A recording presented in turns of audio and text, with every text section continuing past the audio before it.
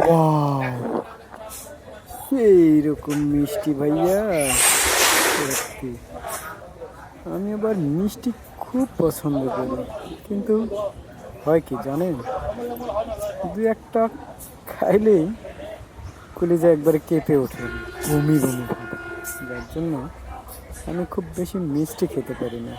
তো বন্ধু, অনেক দিন পর আমি শহরে গিয়েছিলাম। গিয়ে শহরে ঘুরতে ফিরতে চলে গেলাম একটি মিষ্টির দোকানে। মিষ্টির দোকানে যাওয়ার একটাই উদ্দেশ্য যে আমি একটু বেড়াতে যাব। মেহমান আমাকে দাওয়াত করেছে, বেড়াইতে যাব। তো বেড়াতে গেলে তো অবশ্যই মিষ্টি লাগে, ঠিক না?